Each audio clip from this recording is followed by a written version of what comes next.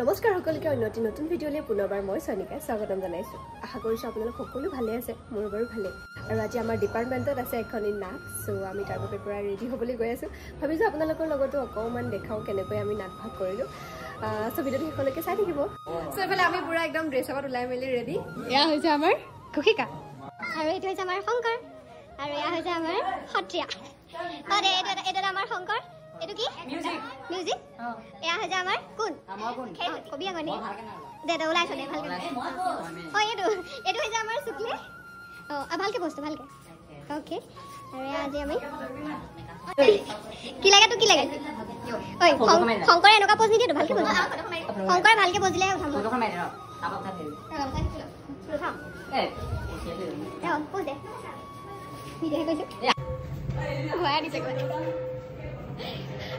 বলা বলা বলা। কোনে চাই ফেলে এই ধুনীয়াকে পজ দিয়ে যায়। হেল্ল' ধুনীয়া লাগিছে দেই হয়নে? এদিনা বা কেনেকে ঘূৰাই আনিছে গৈ এইটো কাকো নকব দে, মোৰ ধুনীয়া লাগিছে নকব।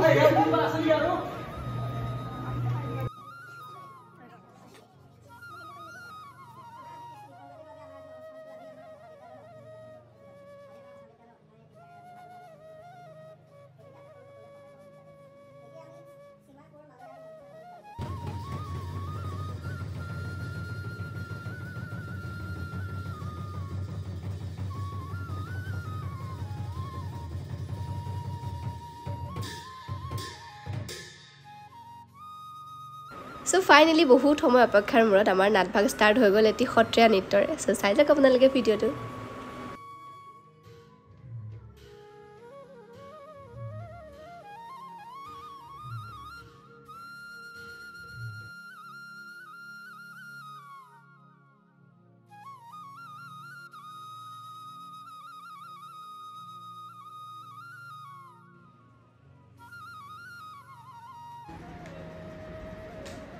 মানুহৰ সোনকালে আহা, গুৰুদেৱ আহিবই হ'ব।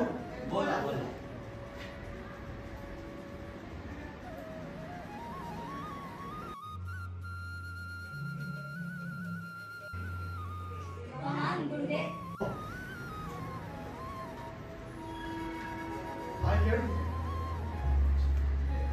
পিছে কি উদ্দেশ্যলৈ ইয়ালে?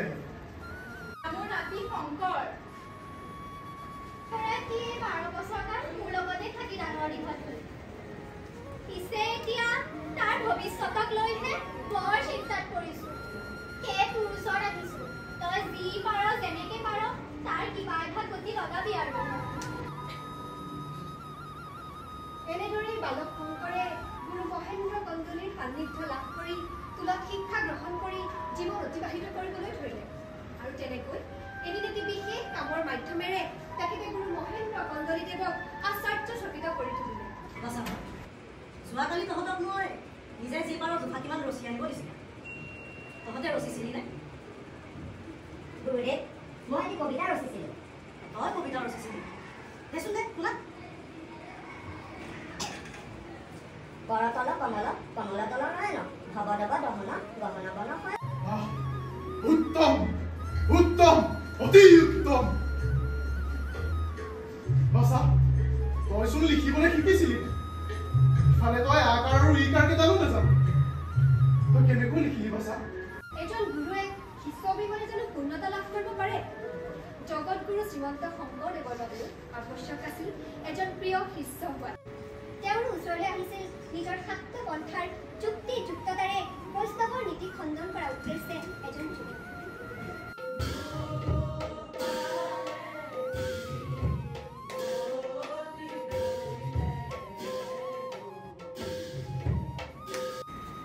এওঁ আমাৰ জেঠেৰী মানুহ। আমাৰ বৈষ্ণৱ ধৰ্মৰ ওপৰত তেখেতৰ কিছু শংকা আছিল। মই বুজাব নোৱাৰাত আপোনাৰ ওচৰলৈকে লৈ আনিম। আপুনি তেখেতৰ শংকাবোৰ নিৰ্মাণ কৰক। বাৰু কওকচোন বাপজন, আপুনি কি ক'ব বিচাৰিছিল? বৈনাৰীৰ মুখত শুনিছোঁ আপোনাৰ ধৰ্মৰ কথা। এইটোতো ঠিক কথা হোৱা নাই। মানুহৰ মনৰ আস্থাৰ লগত আপুনি খেলা কৰিবতো নোৱাৰে। সকলোৰে উপাসনাৰ পথ ভিন্ন। আমাৰ মাতৃৰ শৰীৰ ঠিক নথকাৰ হেতুকে যোৱা দুৰ্গা পূজাত বলি এভাগ আগ কৰিছিল। এইবাৰ তাকেই চিন্তি আপোনাৰ শিষ্য ৰামদাসক কোৱা সি মোক এই কাম কৰিবলৈ নিদিলে মোৰ মাতৃৰ স্বাস্থ্যৰ কথা আছে মোক উত্তৰ লাগে কি যুক্তিত এযোৰ কথা বলি দিয়াৰ পৰা মোক বিৰত ৰখা হ'ল গুৰু সদায় চেষ্টা গুৰু শিষ্যৰ মন একমুখী হ'লে এখন সমাজ সংস্কাৰী তথা সবল হয় দুয়োজনা গুৰু মণিকাঞ্চন সংযোগে ইয়াৰ উদাহৰণ নহয় জানো শিক্ষকসকল হৈছে এখন সমাজৰ গ্ৰহ তিৰোতা কঠিয়াতলীৰ বিষয় বৰ্তমান সময়ত যদিও গুৰু শিষ্যৰ এই পবিত্ৰ সম্পৰ্কৰ গৰিমা কিছু হ্ৰাস পাবলৈ ধৰিছে কিন্তু আমি ইয়াক বজাই ৰখাটো অতিকৈ প্ৰয়োজনীয় হৈ পৰিছে আজি এই নাটিকা ভাৱৰ যোগেদিয়ে শিক্ষাবৃত্তিৰ দৰে মহান মানৱ তথা কৰ্মত ব্ৰতী হোৱা প্ৰতিগৰাকী ভগৱান ৰূপী শিক্ষাগুৰুলৈ সশ্ৰদ্ধ প্ৰণিপাত জনাইছোঁ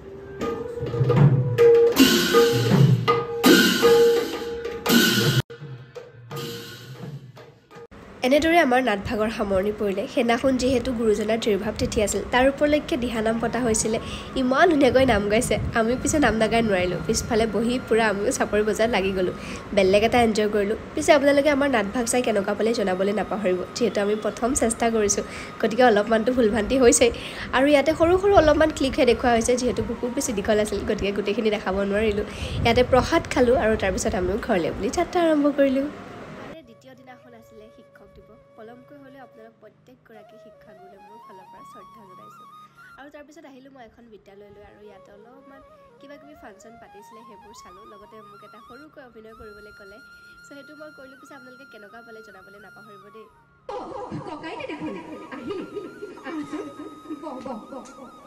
পিছে ককাইটি তোৰ দেখোন গছ কাটা কাম হৈয়ে গ'ল তই এতিয়াও আমাৰ ঘৰলৈ এনেকৈ সদায় আহি থাক কিয় তেতিয়া ককাইটিয়ে কয় তোক দেখি বৰ ভাল লাগে জানকী আৰু তেতিয়া জানকীয়ে কয় হৰো মোক দেখি ভাল লাগিল বুলিয়ে তই যদি সদায় এনেকৈ আমাৰ ঘৰলৈ আহিবলৈ ল তেনেহ'লে মৰিবি তাতকৈ এটা তই কামকে কৰ মোৰ ফটো এখনকে বনাই ল চায়ো থাকিব পাৰিবি আৰু আমাৰ ঘৰলৈ অহা সেই বদনামৰ পৰা হাতো সাৰিব পাৰিবি এসপ্তাহমানৰ পিছত আকৌ তেওঁ ঘূৰি আহি জানকীক এখন চাদৰ উপহাৰ দিয়ে প্ৰথমে জানকীয়ে কয়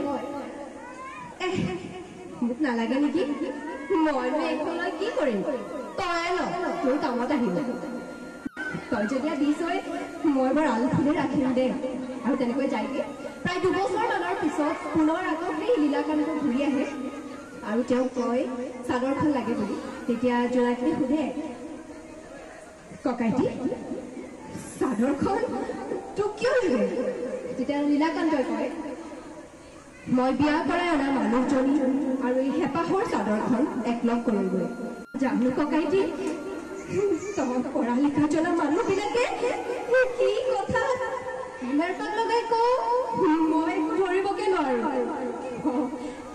কিন্তু এটা কথা মই ঠিকেই ধৰিব পাৰিছোঁ মনোমোহন ৰুদ্ৰ পোহৰে ফুট লালসাৰ জুই দি সেকি মাৰিব খুজিছিল আৰু তই ককাইটি মোক ৰং দিবলৈ আহি মোৰ কামি হাৰ সেইডালতো ঢালি গলি ককাইটি সেই 32 বছৰীয়া জোনাকী বিয়া কৰাম বুলি কোনেও কথা দিব নালাগে মোক ৰঙাবাৰীত চাদৰ এখন উপহাৰ দিব নালাগে মইতো তহঁতৰ ওচৰলৈ যোৱাগৈ নাছিলোঁ তহঁতে মোক শান্তিত জীয়াই থাকিবও নিদিয় আৰু মৰিবও নিদিয়